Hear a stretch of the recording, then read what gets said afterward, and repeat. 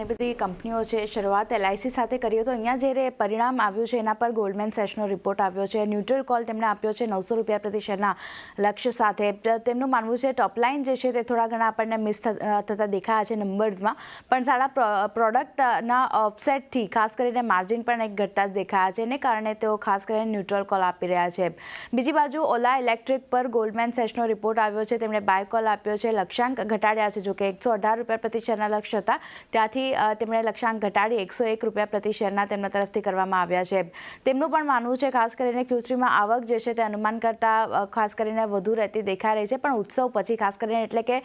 જે demand festival season હતી એના પછી ડિસ્કાઉન્ટની અસર ખાસ કરીને અપેક્ષા કરતાં ઓછી રહેતી દેખાઈ રહી છે એને કારણે તેઓ એક કોલ જે છે તે આપી રહ્યા છે અને રિપોર્ટ ખાસ કરીને તેમણે ઓલા ઇલેક્ટ્રિક માટે બહાર પાડ્યો છે સન ટીવીના પરિણામ બાદ CLSAનો રિપોર્ટ આવ્યો છે સન ટીવી માટે હોલ્ડ રેટિંગ CLSA આપી રહ્યા છે તેમણે લક્ષ્યાંક ઘટાડ્યા છે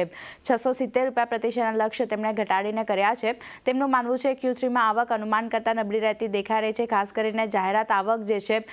એ ઘટવાના કારણે કંપનીના સબસ્ક્રિપ્શન જે છે તેના અનુમાન કરતાં નબળા નંબર્સ આપણને આવતા દેખાયા છે એને કારણે તો એક ફોકસ રાખી રહ્યા છે લક્ષ્યાંક ઘટાડ્યા છે પણ હોલ્ડ રેટિંગ સન ફાર્મા માટે સન ટીવી માટે તેમણે આપ્યા છે વાત કરી લઈએ અપોલો ટાયર્સ માટે તો અહીંયા UBSનો રિપોર્ટ આવ્યો છે બાયકોલ તેમણે કર્યો છે અને લક્ષ્યાંક 525 રૂપિયા પ્રતિ શેરના તેમના તરફથી કરવામાં આવ્યા છે તેમનું માનવું છે ભારતમાં Q3 અનુમાન કરતા નંબર્સ જે છે તે ખાસ કરીને ભારતના નબળા રહેતા દેખાયા છે પણ યુરોપમાં જે છે તે Q3ના નંબર્સ ખાસ કરીને મોટાભાગે ઇનલાઇન આવતા દેખાયા છે એટલે ત્યાં એક બિઝનેસ જે છે તે સારું થઈ રહ્યું છે Q4માં રો મટીરિયલ બાસ્કેટ જે છે તે ખાસ કરીને ફ્લેટ રહેતી જોવા મળી શકે છે અને ટૂંકા ગાળે કંપનીની કોઈ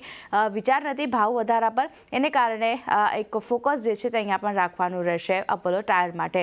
નોમોરાનો રિપોર્ટ પણ આવ્યો છે અપોલો ટાયર માટે તેમણે ન્યુટ્રલ કોલ આપ્યો છે લક્ષ્યાંક 470 પ્રતિ શેરના તેમના તરફથી કરવામાં આવ્યા છે તેમનું માનવું છે નબળા મેક્રોના કારણે ગ્રોથ જે છે તે ખાસ કરીને ધીમો પડતો દેખાયો છે અને Q3માં ઇનલાઇન નંબર્સ જે છે તે રહેતા દેખાયા છે ખાસ કરીને CV અને એક્સપોર્ટની વાત કરેલી તો ત્યાં થોડી ઘણી નરમાશ આપણને જોવા મળતી દેખાઈ રહી છે પણ અપોલો ટાયર્સ માટે એક નંબર્સ જે છે અને રિપોર્ટ જે રીતે આવતા દેખાયા છે એના પર ફોકસ રહેશે ક્યુમિન્સની વાત કરી લઈએ તો HSBCનો રિપોર્ટ આવ્યો છે બાય કોલ તેમણે કર્યો છે લક્ષ્યાંક તેમણે ઘટાડ્યા છે 4200 રૂપિયા પ્રતિ શેરથી લક્ષ્યાંક ઘટાડી 3500 રૂપિયા પ્રતિ શેરના કરવામાં આવ્યા છે તેમનું માનવું છે અનુમાન કરતાં પરિણામ જે છે તેમાં નફો ખાસ કરીને સારો રહેતો દેખાયો છે ટોપલાઇન ગ્રોથમાં પણ ખાસ કરીને વધારો નોંધાયો છે તો એને કારણે એક પોઝિટિવ રિપોર્ટ અહીંયા પણ આવી રહ્યો છે ક્યુમિન્સ માટે થર્મેક્સની વાત કરી લઈએ તો જેફરીઝનો રિપોર્ટ આવ્યો છે બાય કોલ તેમણે આપ્યો છે લક્ષ્યાંક ઘટાડ્યા છે જોકે ઘટાડીને 4835 રૂપિયા પ્રતિ શેરના લક્ષ્ય તેમના તરફથી કરવામાં આવ્યા છે થર્મેક્સ માટે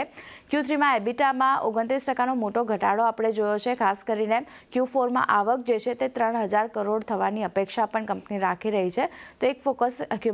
થર્મેક્સના કાઉન્ટર પર પણ રાખવાનું રહેશે ફોર્ટિસ હેલ્થકેરની વાત કરી લઈએ તો અહીંયા નોમુરાનો રિપોર્ટ આવ્યો છે બાય કોલ છે લક્ષ્યાંક 700 રૂપિયા પ્રતિ શેરના તેમના તરફથી કરવામાં આવ્યા છે ઓવરઓલ આવક જે છે અનુમાન કરતાં થોડી સારી રહી છે પણ હોસ્પિટલ આવકમાં 3%નો વધારો છે સામે ડાયગ્નોસ્ટિક્સ સેગમેન્ટ જે છે એની આવક ખાસ કરીને ઇનલાઇન રહેતી દેખાઈ રહી છે અને VRL લોજિસ્ટિક છેલ્લે વાત કરી લઈએ તો HSBCનો રિપોર્ટ અહીંયા આવ્યો છે હોલ્ડ રેટિંગ આપ્યો છે લક્ષ્યાંક 600 રૂપિયા પ્રતિ શેરના તેમણે ઘટાડીને કર્યા છે ભાવ વધારો અને કોસ્ટ એફિશિયન્સી જે છે એના કારણે માર્જિન થોડા ઘણા સુધરતા દેખાયા છે તો એને કારણે એક હોલ્ડ રેટિંગ છે પણ લક્ષ્યાંક ઘટાડ્યા છે VRL લોજિસ્ટિક માટે તો અહીંયા પણ એક ફોકસ રાખવાનું રહેશે તો ચાંદની આ બધા ખાસ કરીને કાઉન્ટર છે આજે જેના પર બ્રોકરેજ રિપોર્ટ આવ્યા છે બધા પર નજર રહેશે જી આભાર આપનો